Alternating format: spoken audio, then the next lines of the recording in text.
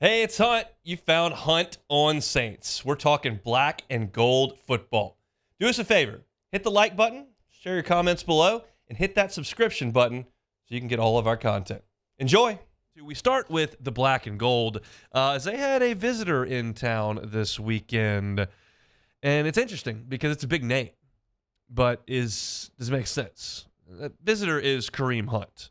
Of course, you know Kareem Hunt from his productive NFL career. Started in Kansas City, where as a rookie he ran for 1,300 yards, then 824 yards. He moved on to Cleveland, and he was kind of their go-to back there for a brief moment, and that role kind of faded, and he didn't have a great year last year, just 3.8 yards per carry, his lowest of his career. But the Saints are kicking the tires on Kareem Hunt because they need bodies at running back. Pretty simple. You know now that Alvin Kamara is not going to be there for the first 3 games. He's been suspended.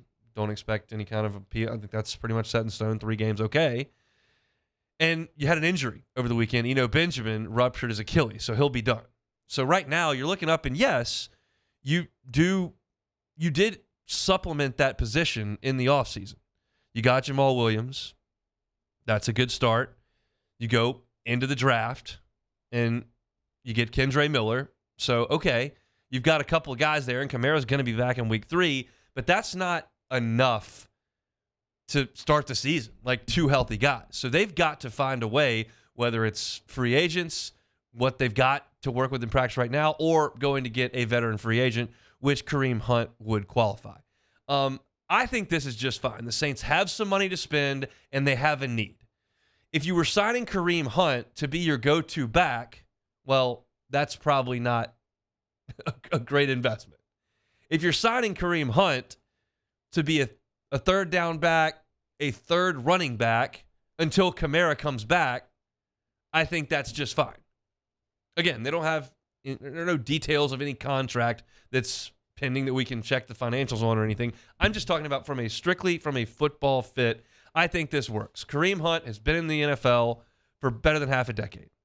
Kareem Hunt can pass protect. He can catch the ball out of the backfield. He can run the football. He's not what he was in 2017 when he was a rookie. He's not in his early 20s anymore. He's knocking on 30's door. He's going to be 28 this year. But I think this would be a fine signing. He, again, career low in yards per carry last year, 3.8. But he did catch the football 35 times for 6 yards a carry. And he's proven he can do that throughout his career. Talking about a guy, 53 catches as a rookie, another 50-plus catch season in 2020. He had 30 catches in 2019. He's a versatile back that knows this, that understands what being a pro is about, and I think would be a nice fit. Now, I'd much rather give the ball to Jamal Williams than Kareem Hunt. I'd much rather give the ball to Kendre Miller than Kareem Hunt, and I don't even know what Kendre Miller is. He's practiced for a week and a half. But if you're just looking to add depth, I'm fine with Kareem Hunt. Essentially, Kareem Hunt is not filling in for Alvin Kamara if they sign him. Kareem Hunt is filling in for Benjamin if they sign him. And that makes plenty of sense to me. So I would support this move. I don't think it's one that's going to drastically alter the course of your season if you're the New Orleans Saints. I think it's one that makes your roster a little bit better. And so I would support them grabbing him and seeing what he could do in the first month of the season. And guess what? Not going to cost you much. If he comes into work and you go, man, this guy's just lost it, just cut him. No big deal. So that's one angle of the potential roster shakeup down in New Orleans. The other is a cool story for those of us here in Baton Rouge that pay attention to LSU. The Saints signed Jontre Kirklin over the weekend, and I think that's awesome. The Saints are always looking at potential guys that can be really good special teamers for them. They've had Pro Bowlers that just played special teams. And I think that's kind of where Jontre Kirklin fits in. Yes, they're working him out at wide receiver. And we saw him obviously play a lot of wide receiver here in Baton Rouge. But he would also be able to help you on special teams. Jontre Kirklin will do anything for his team. You know where I'm going, right? You know the story. Well, Max Johnson left. TJ Finley's gone. And Garrett Nussmeier's not going to burn his red shirt. Well, we don't have any quarterbacks. John Trey, go take some snaps for a month. Get out there against Kansas State. All right, where's the ball?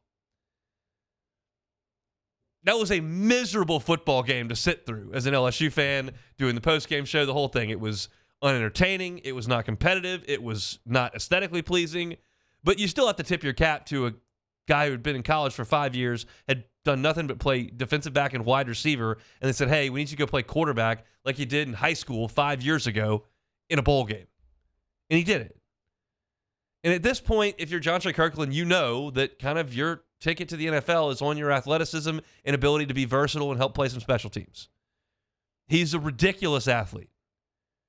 He had a 42-inch vertical at the combine, 11-foot 6-inch broad jump.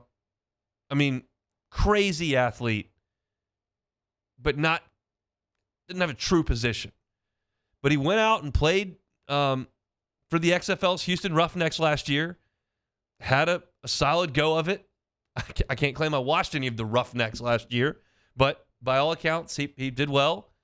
And the Saints are knocking on that door because Andrew Dowell's lost for the season with a torn ACL. And you've got Dwayne Washington, JT Gray. Like, you've got some guys that are penciled in as special teamers, but I think that Jontre Kirklin would have an opportunity there. The Saints have a lot of wide receivers, especially at the top end. But it would be really cool if Jontre Kirklin can find a way to make the team and make an impact. If you're Jontre, you know that that's your shot. It's like to be a Swiss Army knife. And I think that's what they're going to bring him in to do. So he's been signed. He'll be out there working out. Hopefully it works out for Jontre because he was a heck of a team guy here in Baton Rouge. And obviously the end of his career was so odd. Does anybody remember the last play of that Texas Bowl? I think about that a lot. Kirkland just wound up and threw a 50-yard bomb to Chris Hilton for a touchdown on the last play of that game. I think most of you, if you have your good senses about you, had turned the TV off by that point because it was a disastrous football game to watch. But if you did have them on, or you had to do the post-game show like me, you just wound up and threw you just don't see that a lot. A team that's down by 40 points throwing a bomb on the last play of the game for a touchdown. But that was his last college play. And so he will have an opportunity to maybe play a little bit more football with the New Orleans Saints. Jontre Kirklin has been signed by New Orleans. So that's a kind of a Saints dual purpose report there to start the show off as they continue to work out down there in Metairie as of today. I heard some sound from Dennis Allen earlier today, and I think David Carr met with the media today. So some more news coming out of Saints camp. We'll certainly talk to Sharif about it coming up tomorrow, and we'll get to Luke coming up on Thursday and continue to get you your Saints information each and every day as they wind through camp. Hey, it's Hunt. Thanks for watching Hunt on Saints. Before you leave, help us out a little bit. Hit that like button, leave your comments in the section below, and hit that subscribe button so you get all our content right here from Hunt on Saints. We'll see you next time.